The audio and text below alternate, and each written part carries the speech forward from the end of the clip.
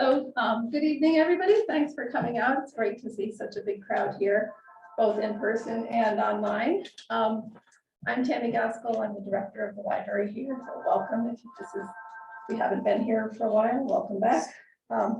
We're delighted to have David Nasaw and Dinitia Smith here today. Two very different books and talks. So hopefully something for everybody. I think I'll introduce both of them. They will do some reading in their book, the process of writing, and then we'll have time for questions. So to start off, I will just introduce them.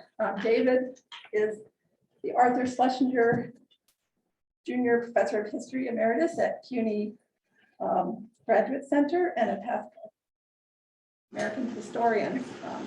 He received his PhD from Columbia, and his most recent book, The Last Millions, published in 2020, seems to have a lot of relevance for some of the issues we're looking at today. And it was named the Book of the Year by the National Public Radio and History Today.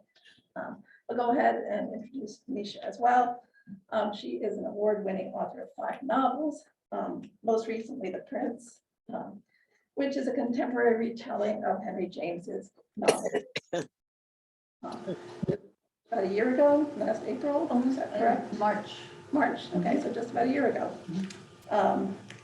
Her earlier work, The Illusionist, was a New York Times notable book of the year. She's published short stories. She's been a New York Times reporter where she wrote about the literary world.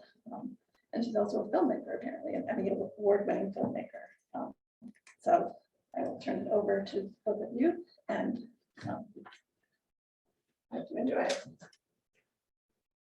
Well, thank you all for coming out. Delighted to see such a large group of people, neighbors. Also very interested that every group I've ever spoken to, including every class I taught in 40 years, nobody wanted to sit in the front.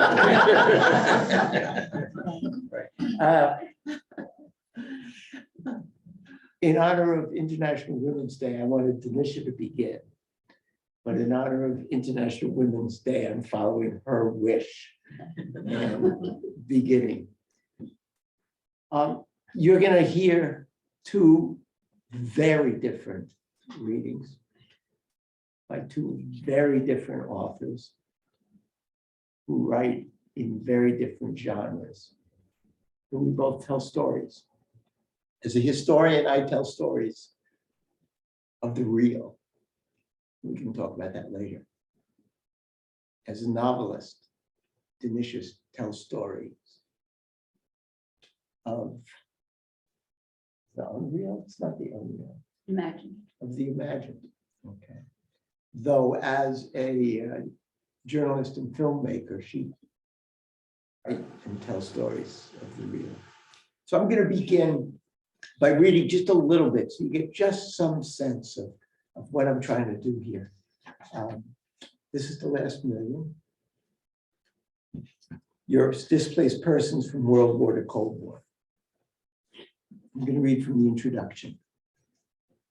The violence of war did not end with the signing of ceasefires, truces, or peace treaties. War bled into post-war, and millions of innocents who had never taken up arms continued to suffer long after the soldiers had gone home. Germany was in free fall, chaos reigned. National, regional, and local military, police, and political authorities had abandoned their posts. There was literally no one directing traffic, no one policing the streets, no one delivering the mail or picking up the garbage or bringing food to the shops, no one stopping the looting, the rape, the revenge taking, as millions of homeless, ill-clothed, malnourished, disoriented foreigners, Jewish survivors, Polish forced laborers, former Nazi collaborators, all displaced persons, jammed the roadways, the town squares, the marketplaces, begging, threatening, desperate. It is May 1945. quote, wandering hordes in Reich alarming, allies fear grave problems may arise. Ask liberated to stay. John McCormick of the New York Times report in a front page story on April 7th, 1945. Germany has become history's greatest hobo jungle since the Dark Ages. New Yorker writer Joel Sayer cabled home on May 2nd. The American and British soldiers moving east into Germany and the reporters who accompanied them were transfixed by what Collier's columnist W.B. Courtney referred to as the war's living wreckage. Living, moving, pallid wreckage. I quote from his story, it washed up and down the margins of the Autobahn in a dragging tide. It was composed of people of all sizes, ages, races, and varieties of garments. A few had bicycles, some pushed hand carts. The majority, however, rolled baby carriages. The baby carriage is the sorriest joke in Europe today, for you never see a baby in one. Instead, they are filled with pots and pans and tools and all the impediments of nomads. There were shivering maids and youths in shorts with legs blue and raw. There were released German soldiers with their army packs and cut branches for walking sticks. You knew the displaced persons by the bulk of their clothing and the magnitude of their bundles. A man wearing 2 or even 3 suits, a woman wearing several dresses and a couple of coats and carrying more were not unusual sights. None seemed to want food.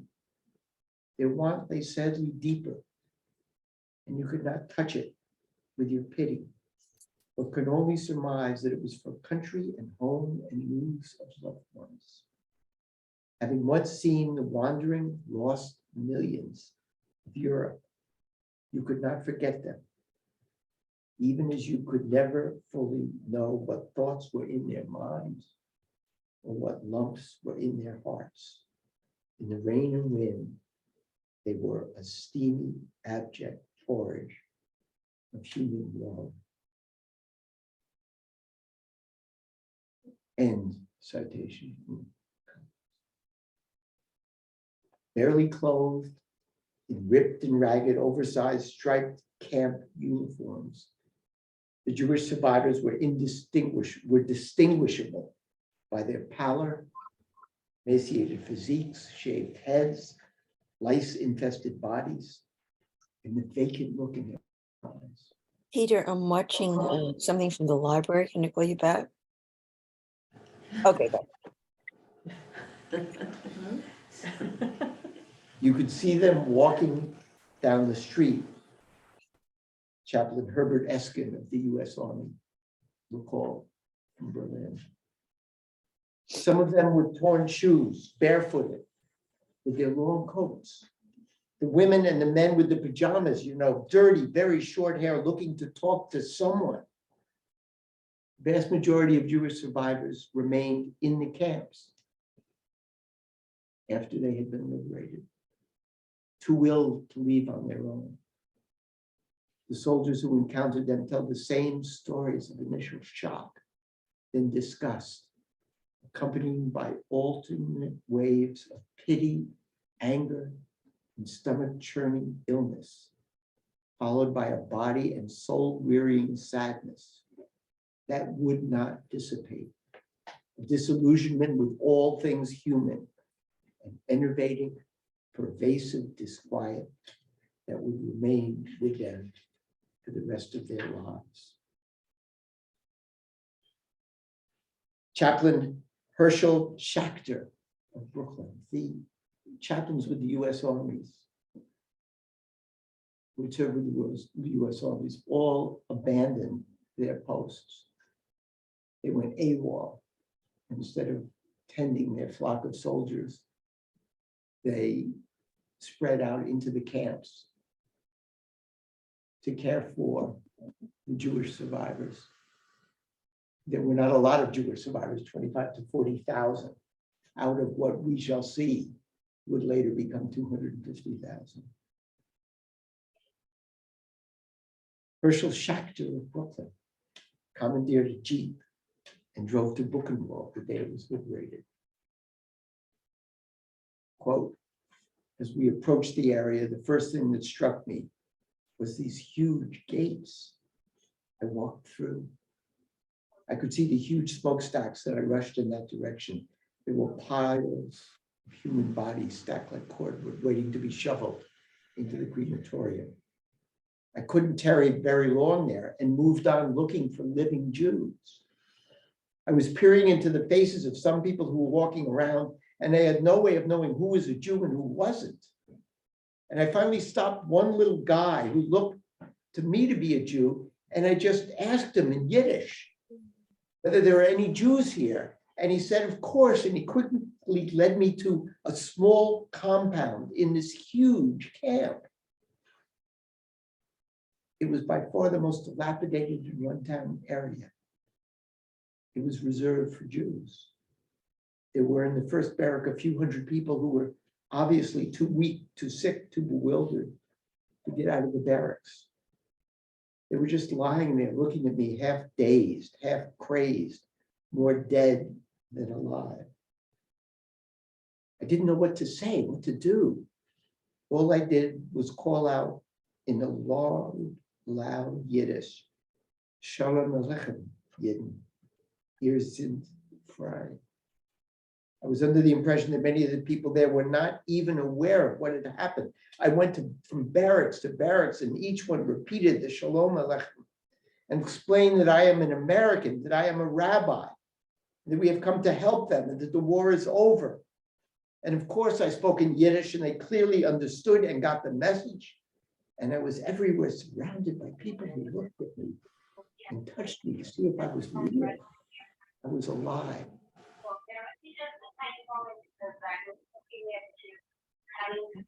Turn people on the Zoom to turn off their mics, please. Yeah.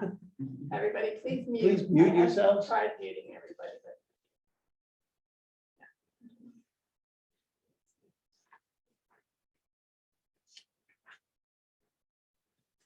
The Allied soldiers set up roadblocks, and they moved the displaced persons, the Jews, the Poles, and Ukrainians, and Russians, and Eastern Europeans, who the Germans had virtually kidnapped and brought into Germany to do slave labor or forced labor. Some prisoners of war, and some collaborators who had sneaked into Germany, from Ukraine, from Estonia, from Latvia and Lithuania at the end of the war, and disguised themselves as displaced persons. My book is about what happens to them. My book is about how the first United Nations organization, UNRWA, United Nations Relief and Rehabilitation Administration, cared for them. And then the International Refugee Organization tried to find them homes. It's also about the United States and its refugee policy. The United States was among the last nations to welcome the last million for resettlement.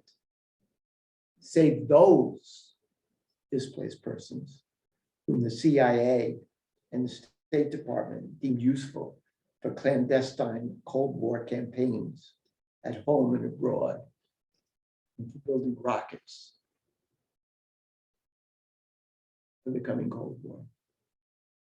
So the White House, the State Department, Jewish, Catholic, and Protestant churches had voluntary organizations, distinguished citizens and prominent politicians from both sides of the aisle supported legislation that would bring the displaced persons, Poles, Ukrainians, Latvians, Yugoslavs, and Jews into the United States. But when that legislation was passed, riders were put on it by Midwestern Republicans and Southern Democrats.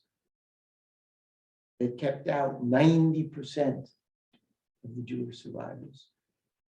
that had by 1946 swollen to 250,000 as survivors came back from the Soviet Union, found that they could not live in Poland because of the anti-Semitism and came into Germany.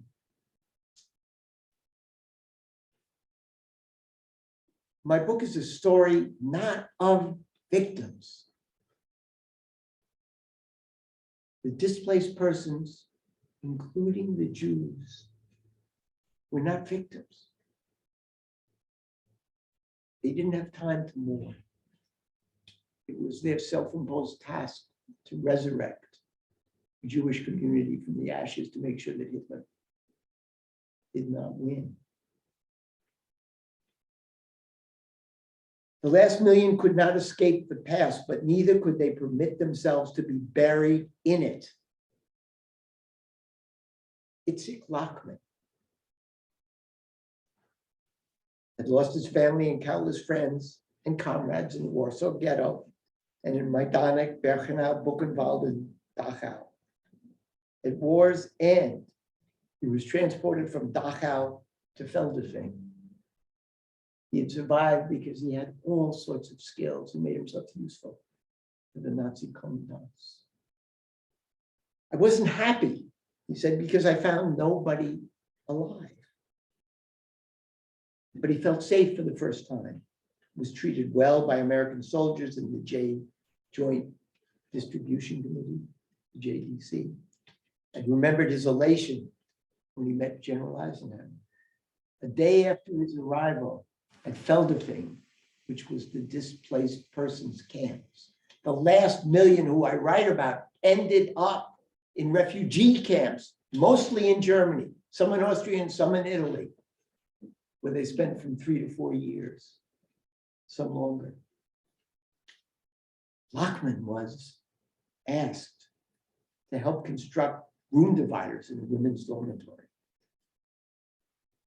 All he wanted to do was work for someone other than the Nazis. And the Army of Occupation found something for him to do. He saw a young girl, Lola, whom he had first glimpsed years before at a lake near his hometown in Poland, where she was visiting with her girlfriends.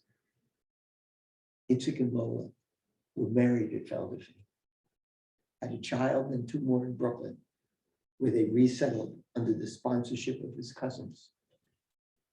Now 98 years old when I met him, sitting beside his wife of 73 years. 73 years that he had been married, who her leg amputated, was in a wheelchair and unable to communicate after a stroke.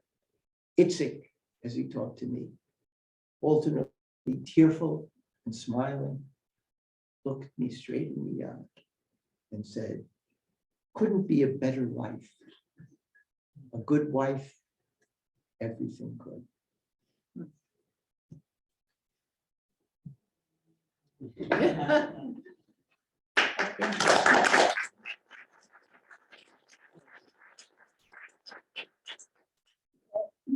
I decided, as it's International Women's Day, that I would go second because I thought, David's story is so, in my view, overwhelming, so sad. Maybe I bring a little light fare to the occasion, with The Prince, which is my new novel, and which in fact is a love story. So I'll tell you a bit about it. It is a contemporary retelling of Henry James' last novel, which is called The Golden Bowl. And it's a famously difficult novel, but I love it very much. And I decided I wanted to see what would happen if the problem was set in our century, in our time, and also if it were written about in ordinary English. That's very important to tell you. I don't know if any of you have read that book. Is there any chance anyone's read it? Oh, hey, good for you. Well, it's not his most popular. And you perhaps are aware of his difficult language. As H.G. Wells said of Henry James is like a hippopotamus trying to get a pea into the corner of his cage and maintain his dignity. So there you are. But so basically the novel is a story about family secrets, and everybody has secrets in their family. And I think, and this is about what happens, how and if they learn the nature of these secrets, and how they solve this enormous problem. It's a terrible secret. It's set in 2021. So it's a story of an extremely wealthy family, the Woodfords. They're descended from a 19th century steel magnate who made his fortune on the backs of his workers in West Virginia. The robber barons were mostly brutal, uneducated people, and their descendants, perhaps a little guilty about the origins of their wealth, have often devoted themselves to charitable occupations, philanthropy. The Rockefellers, for instance, have gone into the law and medicine. They've become environmentalists. They're museums, they've built museums. So nonetheless, they're still surrounded by this bubble of wealth, this immense wealth, and they can't really escape their inheritance and the burden of their history. So my patriarch, Henry Woodford, is a widower. He's a descendant of them. He's become a public interest lawyer. He has a daughter, Emily, very close to her. She's very sweet, rather innocent, and she is engaged to a penniless Italian prince, Federico. By the way, there is some historical resonance in this. A lot of the second generation robber barons, the children of the robber barons, married into the European aristocracy, and the European aristocracy gained the money and they gained the respectability. So when I say impoverished, and that was an issue, interestingly enough. How is an Italian prince impoverished in the 21st century? And in fact, doing my research for the book, I found an actual Italian prince who owned a pizza truck in Los Angeles. So it's, as the families grow larger, as they descend, there's not enough money for everyone all the time.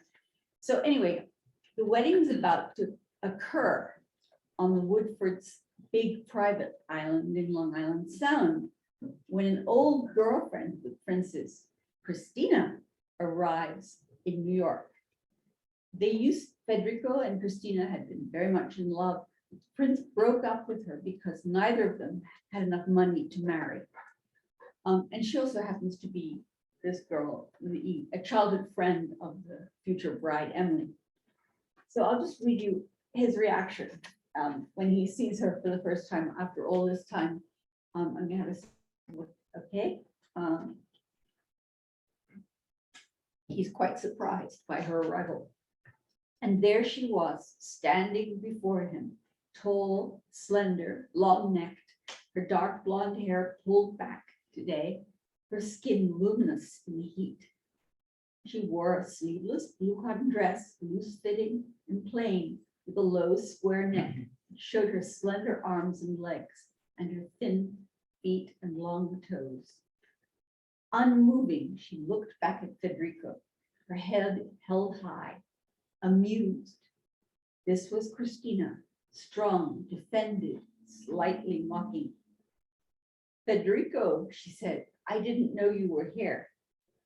Well, it's true, but she did.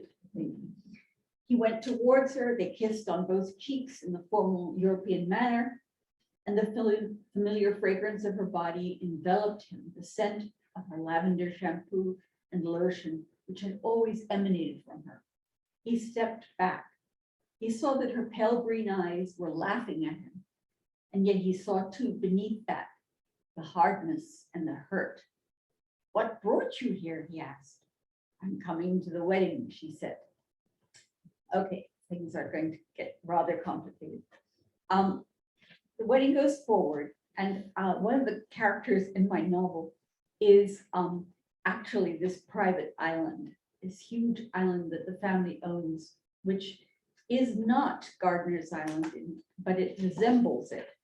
I have actually visited Gardiner's Island, but it's one of the largest private islands in the country, still in private hands. 6 miles long, just under 4 miles off the mainland, owned by the family through a series of interlocking trusts. It's a private paradise, transparent waters swirling onto the pristine shore, primeval forests of first growth white oak and beech, ponds with graceful white egrets skimming along the surface, osprey nests dotting the grounds, flocks of white-tailed deer grazing heedlessly. By the way, this is the egret from the season. Okay, so they they get married, the prince and Emily, Prince Federico, and they have a child. Meanwhile, the prince and Christina's passion for one another lurks beneath the surface. And one rainy autumn day, the prince is alone in the house and the doorbell rings. And what happens is he answers the door, she comes in, he sees her. She stood against the firelight in the gloomy afternoon, the margins of her body lit by the flames. In the warmth of the fire, her skin glowed. Her hair had dried now, and it was full and sun-streaked and flowed down over her shoulders. Despite himself, he began to move slowly, inexorably towards her. "There's no one here," he said. "The woman's out, maid. She's got the afternoon off." She nodded, her eyes fixed on him. He touched her waist and then has pushed his hand up under her shirt. There was no going back. Okay, so what happens is they have this situation where the affair resumes, and what to do. First of all, one of the challenges in Henry James in that novel, The Golden Bowl, is, and what makes it so fascinating, is you never once hear a declarative sentence. My husband, the prince, is having an affair with his old girlfriend. You never hear that in the novel, in both James and in myself. And what was challenging and interesting was to convey this to the degree to which they did and did not acknowledge their affair. It was very interesting to me as a writer. They resolve to stay apart, but they can't. They meet secretly, even in Central Park in the evening. They have nowhere to go. They make love. They after a few needs, they resolve to stay apart at the end of these encounters, and they're back again doing it in his own house when Emily, his wife, is gone, and wouldn't be back for hours, and the maid was out. In the basement, in the dark, the boiler clanking behind them, the smell of dampened fuel in the air, quick, and then she was gone again. They took a room in a derelict hotel in Midtown. It was only $60 for an hour. The rug was mildewed, the sink rusted, but the sheets on the bed seemed clean. Neither of them had ever been in a place like this. They didn't care. As a consequence, family gatherings are a new hell. So what goes on here is Emily begins to sense the tension between her husband and her old friend, but she doesn't articulate even to herself the totality of her suspicions. Instead, she begins, what I thought was quite brilliant about the Henry James novel is the way the family resolves this. She encourages her widowed father, Henry Woodford, to marry her friend Christina. Perhaps. Thank you. I'm like, Henry James, like, you see, people appreciate it. Perhaps to drive a wedge between her and the prince, to forestall a crisis.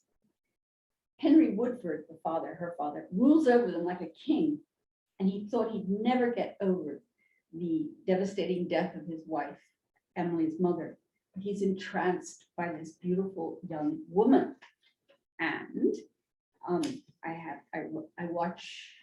he rested on her bed and watched her long-limbed body move naked about the room. and he saw a vision of youth and perfection. For the next few days, it was as if he was a young man in his eagerness and his enjoyment of her. He'd come home at last, and he discovered in this young body the peace he craved so long. They keep going. They try to, they sit through Christmas dinners, and they sit, and the child is playing and so on. However, how will they resolve it? And as someone once said of Henry James, love for James is not knowing or not wanting to know, right? So all this is going on. The resolution that they have to the problem is monstrous. It's all against a background of gentility and good manners. I stole it from him, Henry James, but I'll leave it up to you to learn what it is. So you are.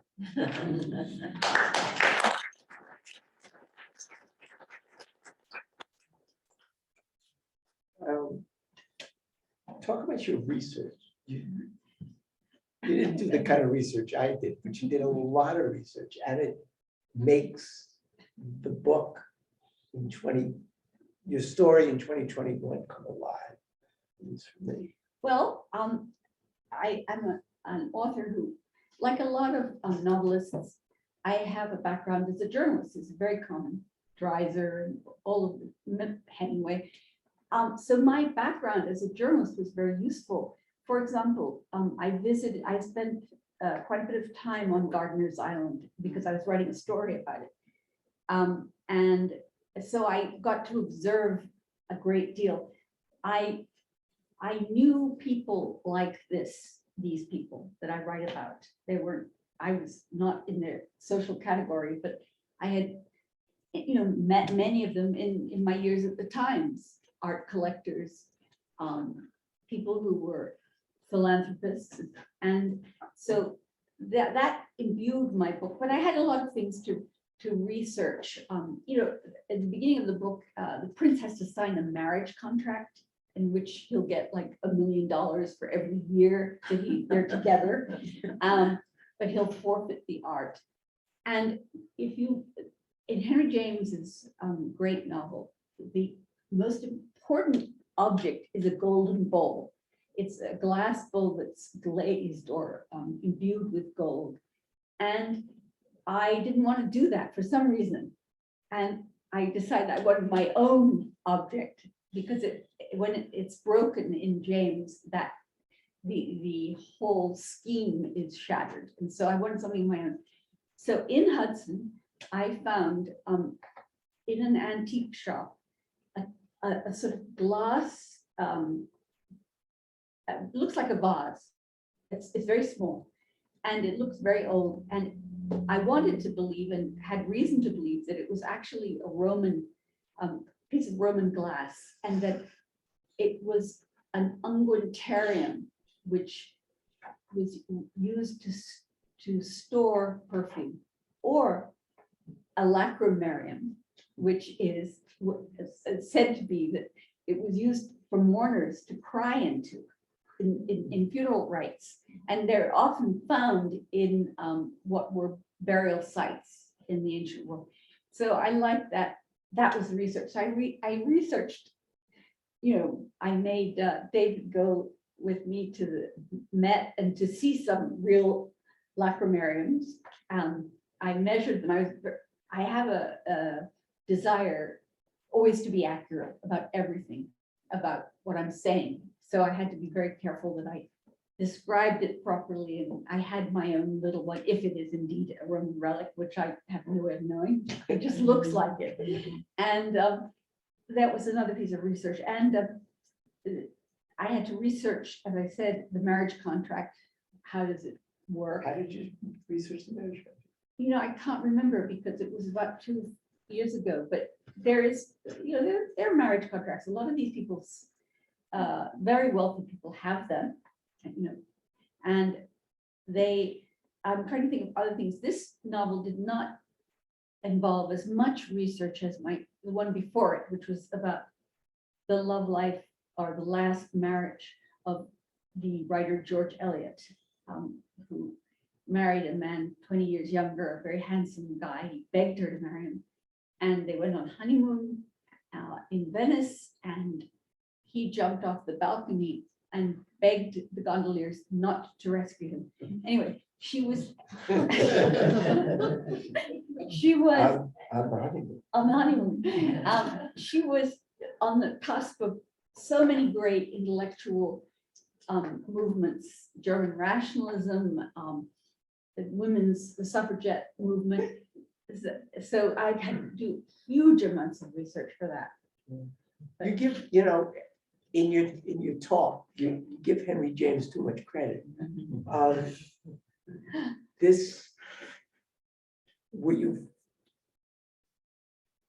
Were you frightened when you began, or did you delay getting into this because you didn't want to compete with Henry James, the master, as Gordon Tobin calls him in his novel? I was in the past, when I've been reading James, he infects my writing in a terrible way because I can't do what he does. I just couldn't. And so I start sort of unconsciously beginning to do that. But in this case, I resolved this was not, I was going to be very careful. I was going to write it in plain English. And I do think it's possible that scholars and writers who are very close to James, read him a lot, or they're probably appalled by the book, but never mind. He's dead, he's out of Well, didn't copyright. the Henry James, no, I'm thinking of the George Eliot Society, Yeah. which loved your novel before this one. Did when you started writing, did you put away Henry James, like hide it away? Yeah, So I made notes about the essence of what's going on, which is what I stole from him. By the way, you might be interested to know that he has roots in Albany and Schenectady. He had them, this. His grandfather lived in Albany. I think in Portrait of a Lady, there's a scene that takes place on a street in Schenectady. I can't remember, I'm sorry. But the point is that his grandfather made a fortune in the Erie Canal. He often went to visit him. And that, what happened next, lots of money. But, so can I ask you questions?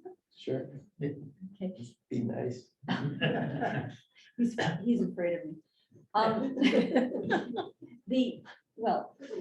Can you talk, they may want to ask questions.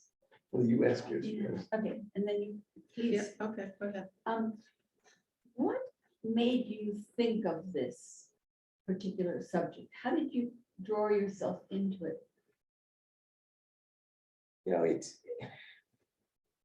It's the question that comes up in every interview. And I just, for the life of me, don't know. I'm a US historian. This is, I've written a bunch of books. And the book I wrote before this was about Joe Kennedy, the patriarch. And what I wanted to do was to look at the ways in which in which the suffering in war does not end. The soldiers come home and the civilians suffer and suffer and suffer and suffer. That was number one. Number two, I wanted to look at it. Refugee policy is harder on the quote other, people who are not Christian and people who are not European based. But there is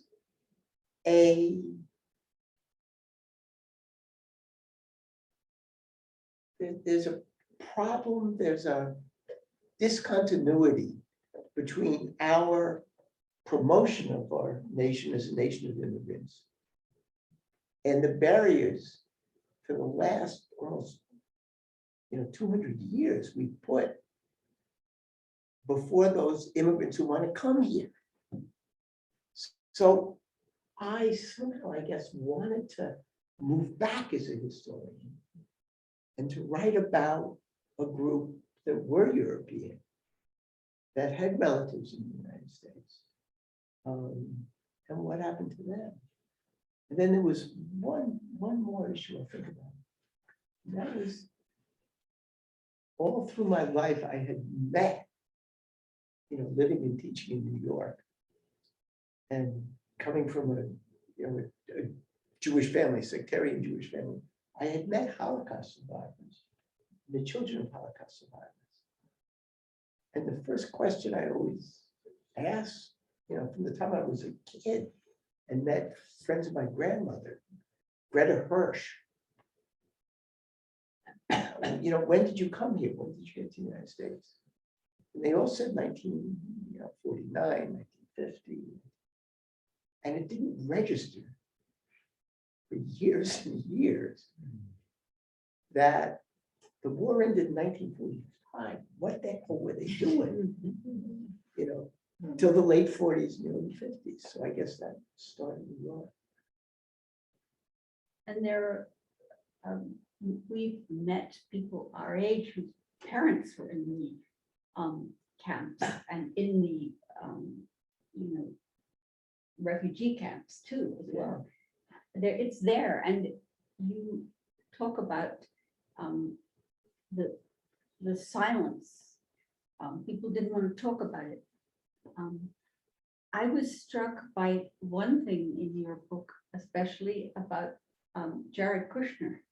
Could you tell the audience about?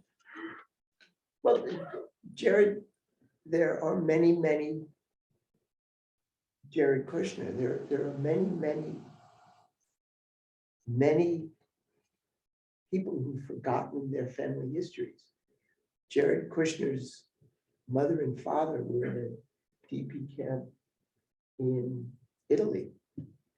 And Jared Kushner, I'm a lunatic when it comes to research, which is why it probably takes me so long to finish a book and why the book itself is so long. I want to get as much in there as possible. I found that Jared Kushner's mother had given an oral history to some college in New Jersey. I don't know which one it was, not Rutgers, not a major one. And I went and found it. And this was before Jared was in politics, before anybody knew the name. She was just another, displaced persons who come to the United States. And she said, we were stuck in Italy and we wanted to get out. We wanted to come to the United States. We wanted to come anywhere, but nobody would take us. And month after month, year after year, we remained in that camp. And that was the case with so many of these people. What grabbed me was that this was a hidden chapter in the history of the war, the Cold War, Europe, the United States, refugees, immigrants, Israel, Jewish history. 1945 to 1950, historians haven't paid enough attention to this moment. Historians of Israel and Jewish historians sort of go from the liberation of the camps to the founding of Israel in 1948. Well, the 3 and 40 years they missed. Historians of the United States sort of jump from the end of the World War to the beginning of the Cold War, which is, they identified several years later. So once I got into this, I just couldn't stop. Yeah, we can take questions. So I was going to say, if I could try the impossible of weaving a theme here between our two books. And I think you're, in the beginning of the book, you mentioned this, and I read it 2 years ago, so I apologize. There's the untold story. You were dazzled by the fact that no one seems to be giving this any attention, all of this movement, and you're, after the war and whatnot.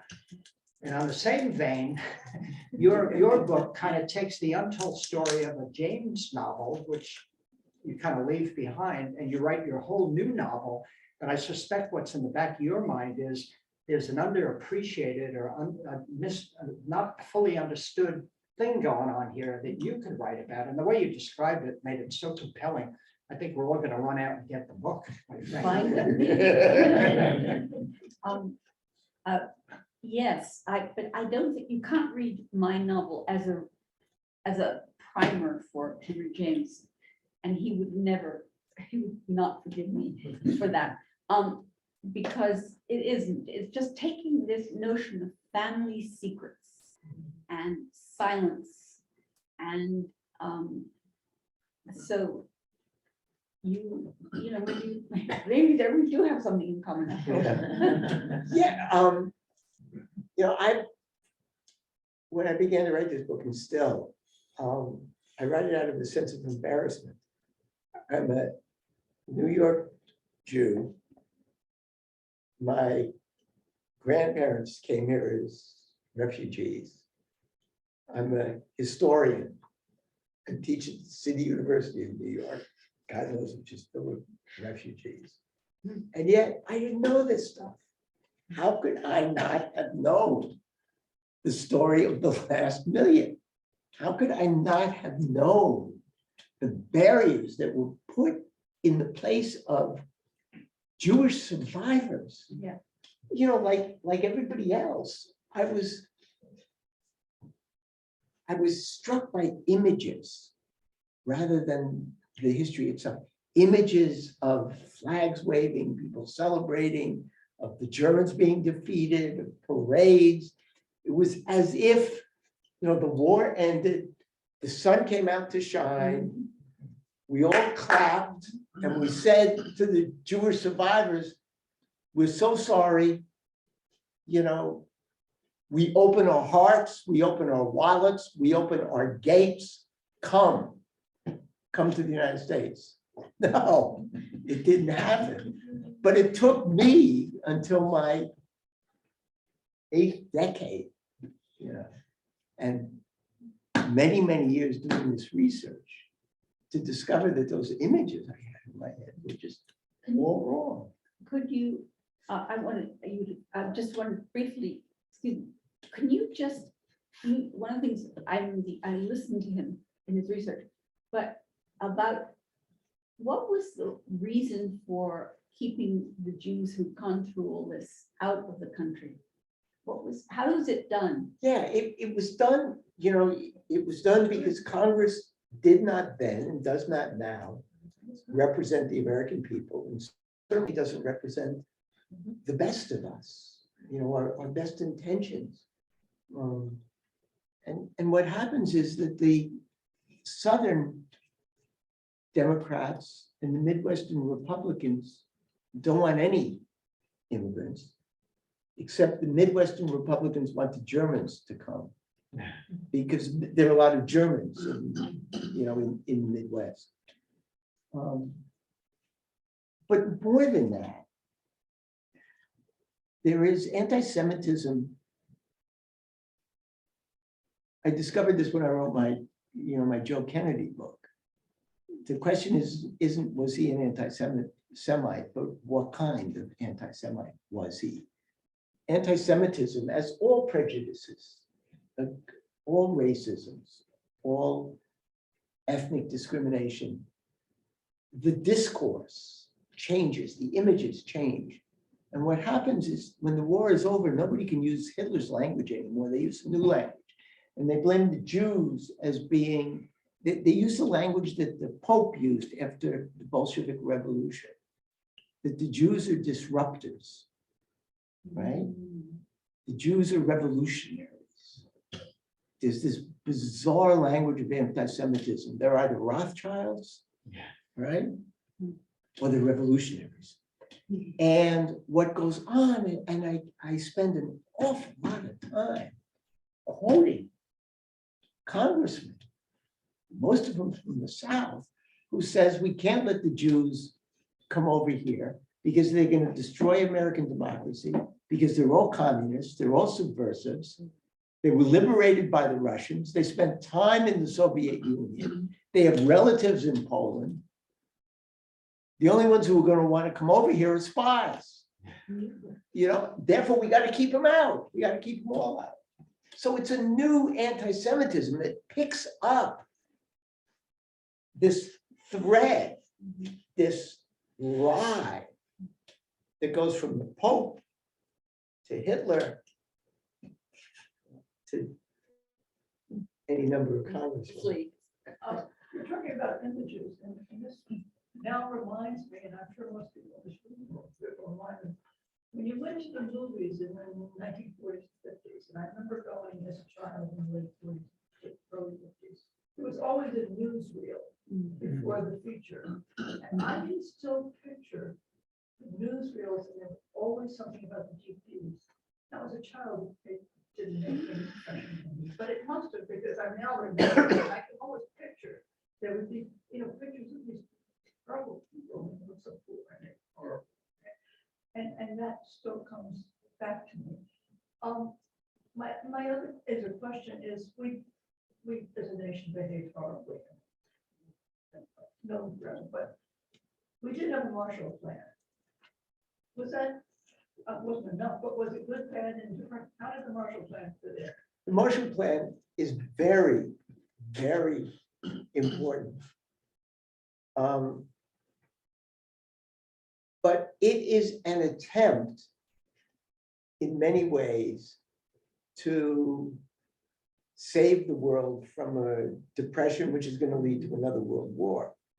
The Marshall Plan precedes, we spend millions and millions and millions of dollars in Europe on the Marshall Plan. We spend millions and millions of dollars taking care of the displaced persons as long as they stay the hell away from us, which is exactly what's going on today. If you read the literature, read the Biden plan for the Ukrainians, look at the amount of money that is flowing to keep the Ukrainians in Poland, Sweden, in Germany, to keep the Afghans in Turkey, to keep the Syrians in Turkey.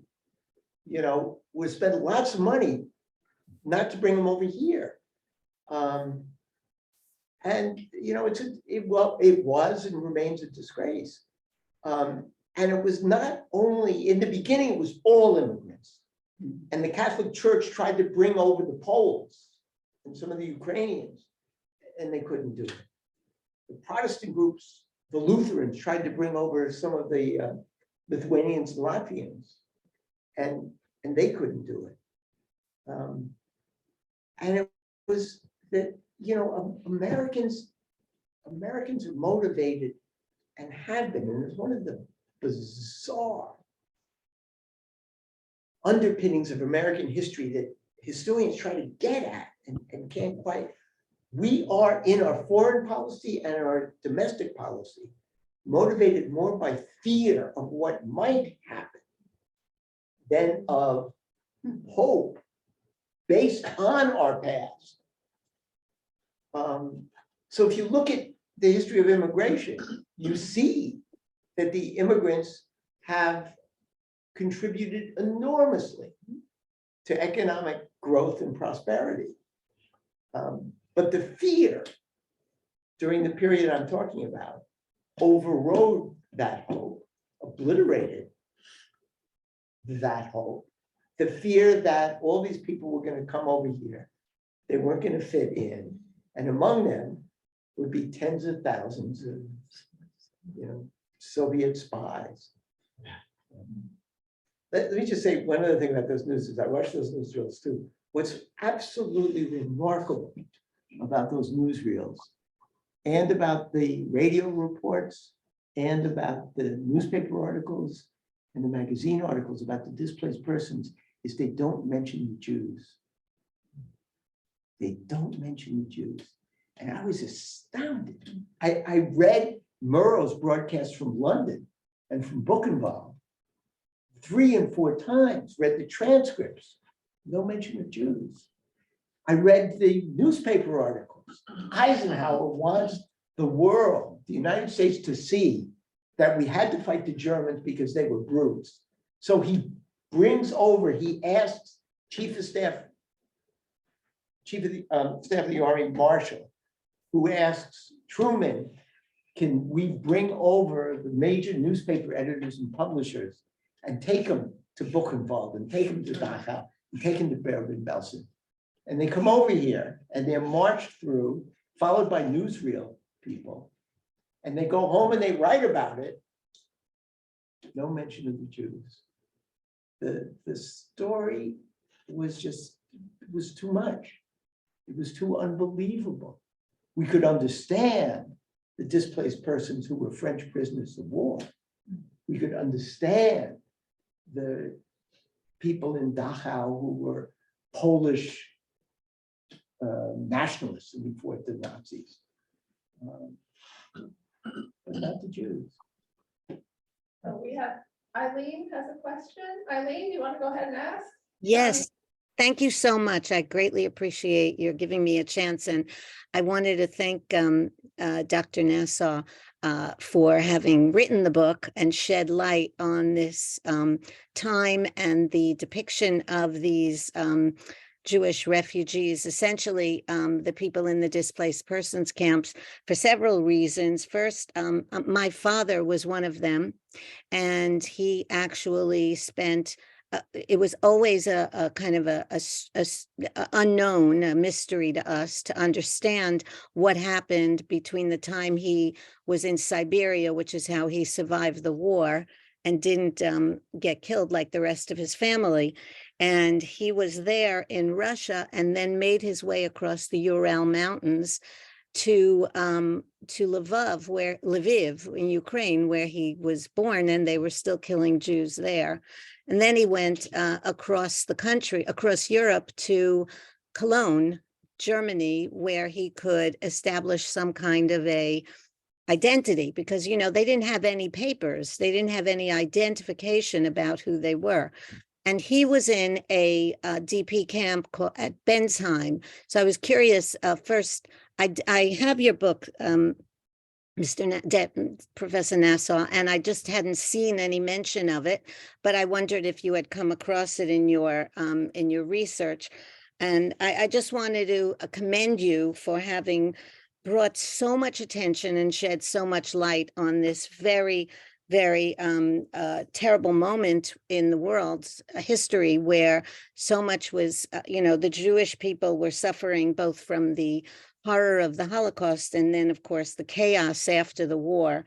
When you read the words of General Patton and you see how clearly anti-Semitic he was, you just wonder who he was fighting for in the war. At least I do. And it was also a time when many, many Nazis got into the United States, because although the walls, the country was closed to immigrants and to refugees like the Jews, it was not necessarily so close to other people. So just had a few questions about that. And also, one other thing, I actually worked for an institution that was a Holocaust commemoration institution called Yad Vashem, which is in, which is in Jerusalem. And the whole purpose is to commemorate, to remember what went on. And I remember hearing from President Eisenhower's granddaughter, how all of those pictures that you talked about him going into the camps, having taken, were something that he literally would look at. Like every day, she said he would go into his library and look at those pictures, and it clearly, impacted him tremendously. So I guess I just wanted to commend you and ask you that question about Bensheim. Thank you. Yeah, but I remembered it. I remember it, and I did some research about it. But there were hundreds of camps spread all around Germany and Austria and Italy. So I only had an opportunity to write about the bigger ones, Right. huge ones. Eisenhower, is one of the heroes of this book. Truman is as well, though Truman could have been stronger. Truman understood what was going on. And he just pushed and pushed and pushed the British to open up Palestine to Jewish immigration. Right. He should have known they were never going to do it, and they didn't do it. Eisenhower, when Eisenhower understood what was going on in the camps, he was horrified. Yeah. Made changes right away. The camps were mixed. In the beginning, the Americans didn't understand or didn't regard the Jews as a people. If you had come from Poland, you were Polish. And you were put in camps with all sorts of other Poles, many of whom were anti-Semites, some of whom had worked in the camps as guards, same with the Ukrainians, the Latvians, you were stuck in them. And Eisenhower changed that. Eisenhower gave the Jews their own camps. He made sure they had more food rations than everybody else. He allowed religious paraphernalia, prayer shawls and Torah and holy books into the camps. He was remarkable. And you can see he visited twice. He visited while he was in Europe, and then after he came back to the United States and toured Europe, he made sure to go back to the camps and attend the Yom Kippur service. Yeah. So he's president in 52. There's also one other point, if I may just add to what you're saying, and that is that after the war, the Jews who came here, they didn't want to talk about their experience. So there was a great silence that occurred for many years. So I don't want to say any more, but it was quite, quite the thing, quite what happened. Thank you. So Eisenhower becomes president in 52. What happened? What does he do then? I mean, as president, you have McCarthy, of course. Eisenhower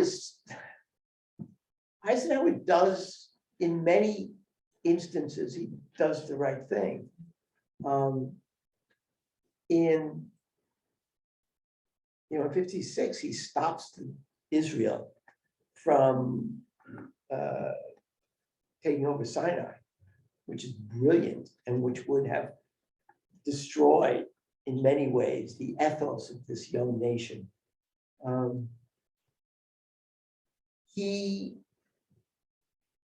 By 52, the die has been cast.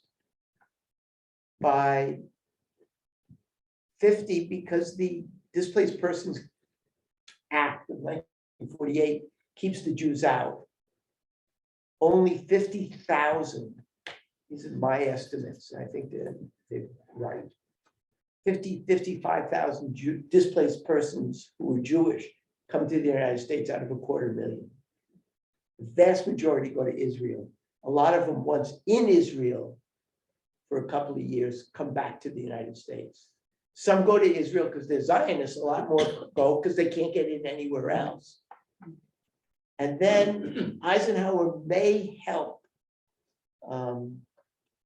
ease the passage, but it's hard to tell because the Israelis don't like to talk about outward migration. I just finished a book by Catherine Katz. It's called The Daughters of Yalta, and it's about the Yalta Conference, which occurred just before the war ended and just before FDR died, of course.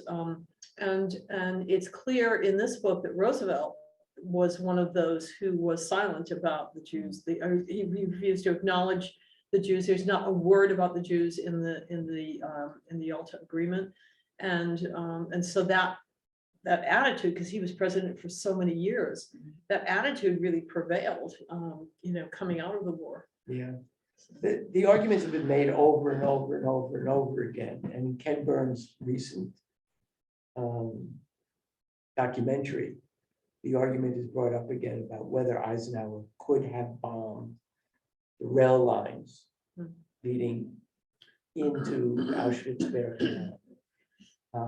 He could have, and he didn't do it. Roosevelt very early determined, and I think he was wrong, and I think others are wrong. Roosevelt determined that anti-Semitism in the United States was so strong that if it was ever intimated that we were fighting a war to save the Jews, American support for World War II would go away. So he did the best he could never to mention the Jews. As a matter of fact, one of his last trips was to Saudi Arabia, in which he promised the leader of Saudi Arabia at that time that he would consult with them before deciding what the future of Palestine was. Yes, sir. Could you discuss specifically these laws that were passed in Congress to keep the Jews out? When was this and how many were passed, and are some more important than others? Yeah, it took until June 1948, 3 years after the E-Day, before Congress passes the Displaced Persons Act. The Displaced Persons Act authorized the entrance into the United States of 202,000 displaced persons. Okay.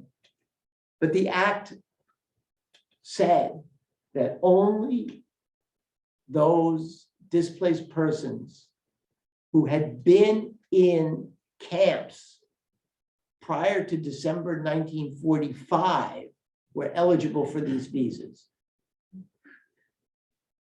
Okay. In December 1945, there were maybe 50,000 Jews in the camps. Why? Because the Jews who were in Germany, who came out of Dachau, Buchenwald, Bergen-Belsen, who could walk, went home to Poland, Latvia, Lithuania to see if anybody was alive. And they didn't come back. You couldn't take a plane. There was no internet. Telephone service didn't work. It took months to get home, to realize that no one was alive, and then to come back into Germany. So they didn't get back into the camps until 1946. 200,000 Polish Jews survived the war only because they crossed the borders into the Soviet Union. They led a miserable 4 lives, but they lived 4 years, but they lived. They came back to Poland, the survivors, found they couldn't live in Poland, and then in one of the great ironies of history, recognized that the only place they were safe in Europe was behind barbed wire in displaced persons camps in Germany.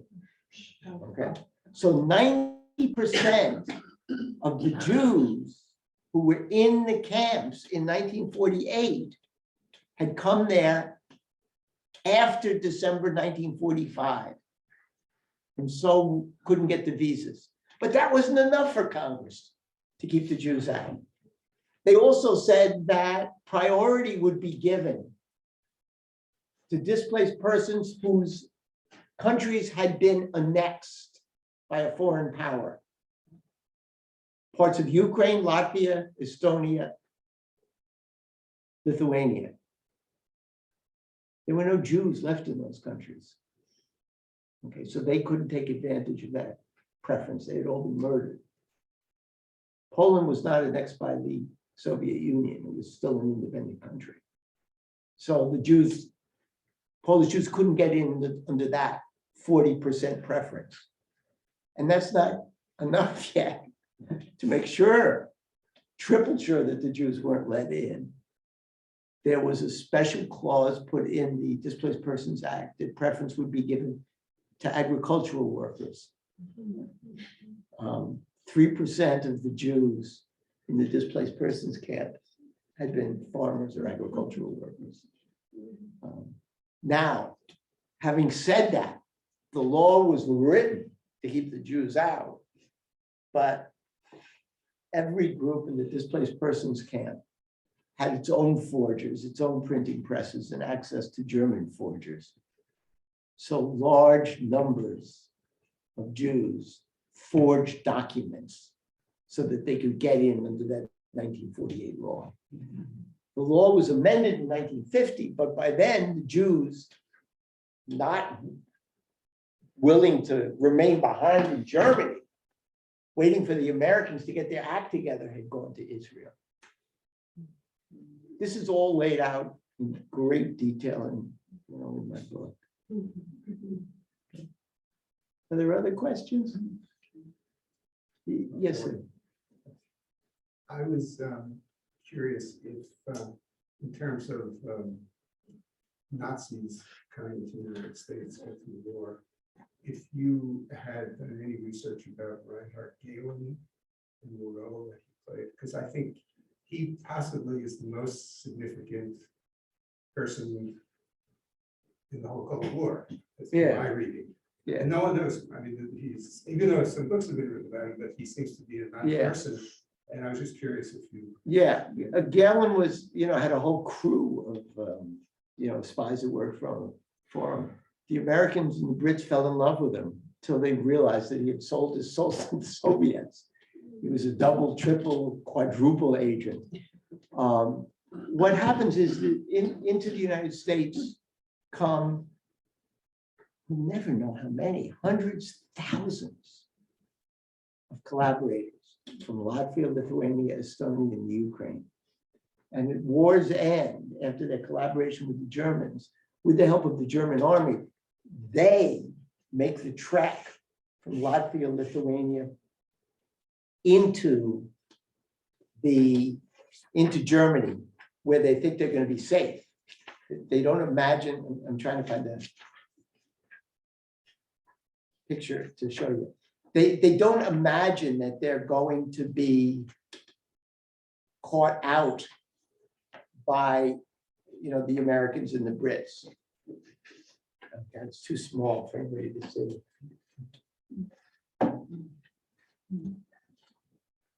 This is a group of Latvians.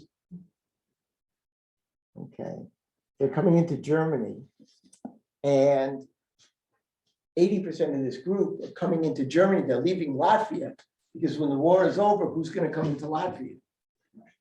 The Russians. And what are the Russians going to do with collaborators? And coming into Germany in the displaced persons camps are not only real collaborators, people who had worn German uniforms, people who had joined, the Waffen SS. But if you worked in a post office in Latvia, your boss was a Nazi. If you taught in school, your boss was a Nazi during the occupation, and they all come into it. It's not until the 70s when, anybody remember Liz Holtzman? It's not until the 1970s that Liz Holtzman finds out that there are thousands, maybe tens of thousands of war criminals and collaborators who would come into the United States as displaced persons. And she begins a whole campaign to get them out. I haven't talked about it here, but it's a major theme in the book. So a question for Denise, to switch. That's okay. Your style of writing this book, using an inspirational book from the past to write this new book. Yeah. Would you do it again, and would you recommend another writer to do something like What, that? to steal the plot of? Yes, exactly. Well, it's, it's not uncommon for this kind of thing to happen in different ways. When you think of the many novels that are taken from, for example, the Greek myths. Recently, there have been a whole group of novels looking at women in the Iliad, and it's, I guess it's been said there are only like 3 or 4 human stories, and they're usually, some are in the myths that we know, and there's the great man's fall because a weakness in his character. There's the forbidden lovers, you know. So actually, I enjoyed doing this if you can, I don't know, writing novels not enjoyable, but sort of. And again, I only want to write in a relatively contemporary way. It's interesting, the problem of language. I think being a journalist helped me a lot to write clearly. But James, you know, he's tough. He's tough. In a way, it seems like it's a translation almost. in Yes, writing style. sort of a Even the translation. story's the same. Yes, and his late style is the worst or the hardest, although I love the Golden Bowl, what can I tell you? But then he was obfuscating, and I think he was writing about passion between on the page they were between men and women, but I think by that point in his life, he had pretty much solidified his own identity as a gay person. Not that he necessarily acted on it, but I think that I always think the late style is this deliberately murky style because he's writing about something that's forbidden. And I could be very wrong because I'm sure he didn't think of it that way. Thank you. Yes. Yeah, this is just a simple question. Was it hard for you to do this research? I mean, to be immersed in that kind of disturbing situations? You know, it's harder now when the book is finished and I go back and think about it and read from it, and talk about it. You go into sort of a trance state. The only way to do this kind of research is to, you know, is to separate yourself from it. And the displaced persons themselves were so, they wouldn't let me treat them as victims. You know, it just couldn't happen. As I read their oral histories and I read about them. And I tried to write dispassionately, I couldn't. And you can see that the passages I chose to cite from the congressional hearings, you know, I don't give as much attention to Jake Javits, who was in the House, and Manny Seller, who was in the House and said, bring in the Jews, as I do to these Chapman Revercombe, Chappie, and the other Southerners who did everything they possibly could to keep the Jews out. It's harder now to think back on.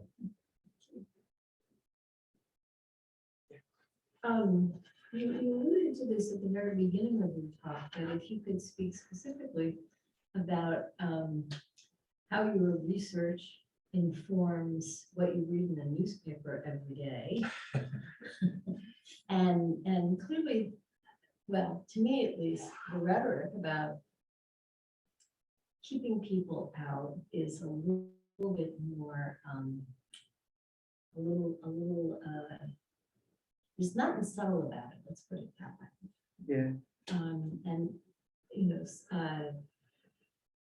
really interesting to hear you talk about how much it was obfuscated in the late 40s, early 50s, but how, if you would just make a few comments about. Yeah, no, where we are now. it's a great question that I could talk about for hours, but I won't. As a historian, when I taught graduate students at the Graduate Center for years, doctoral students, which has its joys, and also I would have very much liked to teach undergraduates as well, but I didn't have as much of a chance. But with the graduate students, what I would tell them over and over and over again is you've got to remember the past is the past. The past is a foreign country. That the questions we ask of the past come from who we are, where we stand in the present. But you've got to put a wall there and write about the pastness of the past, the ways in which it is separated from, it's not the same as what's going on now. It was when I finished the book that the similarities with the current refugee crisis became stronger and stronger and stronger, to the point where, you know, I wrote an article for The Nation about the Ukrainians, about the Ukrainian crisis. And I will probably speak more and write more on it. You know, this is a through line in American history. Certainly from the 1920s on, from the quota laws that come in the 1920s. And this is one chapter in that, you know, in that story. And it is, I mean, there are two things looking back now from the present and allowing myself to look back from the present. One, as I mentioned before, our refugee and immigration policy is dictated more by fear than by hope, and more by falsehood than by fact. Okay, and when you put those two together, you get stories about drug dealers, some criminals, some juvenile delinquents, and terrorists who want to cross into this country, and we got to keep them out, and about Jews who were really Soviet spies. So what's necessary, if we're ever going to get out of this, is to approach the subject, to say there's a real problem here, which there is. It was less of a problem in 1945 because there was a worldwide labor shortage. Okay. There is a problem today, and we got to face it, but we got to face it with the facts and with hope rather than fear. And the will to change it. And the what? And the will to change it. Yeah, the will to look at where we are and where we want to be in 5 years. You know, I'm sorry, I'm talking too much, but the fear is just too. If you read in the United States today, there is a severe labor shortage. There is a labor shortage in agriculture. There's a labor shortage in manufacturing. There's a labor shortage in the so-called hospitality industry. Labor shortage in technical support. And God, the Ukrainians have more technical, I mean, they're wizards. And yet, you know, the Marxist approach, which is important, doesn't answer that. I mean, business would profit. The economy would profit by opening the doors. But this fear is so lodged in us, and there are too many of our elected officials who play with that fear. We got to get over that somehow. Are there other questions? A sort of off-track question, I guess, but because you were a former journalist, how important do you think it is for journalists to study the history and bring in the history when they're talking about contemporary issues? I feel that it's vital. It's absolutely vital.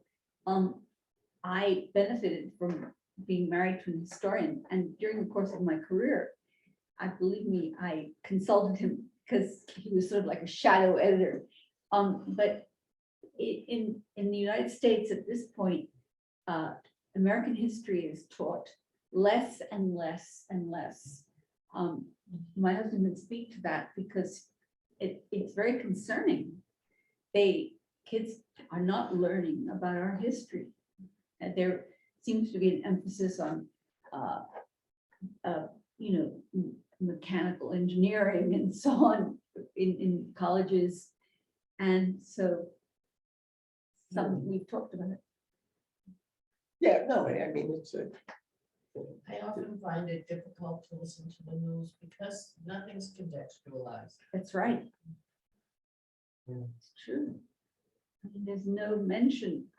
How many of us, one of the things you mentioned, David, is the quotas, the Ukrainians, the current quota. I don't know if you said how many people are allowed to come in now. Well, it's going to be virtually impossible for the Ukrainians to come in to become citizens under the Biden plan. And the Biden plan is just the Biden plan is a public relations gambit to keep the rest of us who want more immigration, applauding. Under the Biden plan, no Ukrainian citizen can apply for refuge in the United States. You have to have an American reach out and sponsor you, or a social service agency reach out and sponsor you. The Afghans who were rescued were brought here as parolees. They've got 7 years, and then what happens then? Maybe Congress will give them another 7 years, but there's no path to citizenship. So, yeah, it's important. I just gave a talk at someplace, I don't remember where. The Tenement Museum in New York. And I brought with me a bunch of laws. And I had the group I was starting to read the laws themselves and look at the fine print, and that's what you did as a journalist. And sometimes journalists do it today. I mean, you've not only got to understand the historical context, but you've really got to dive deep to understand what the law says, what the law means, and what it's going to do.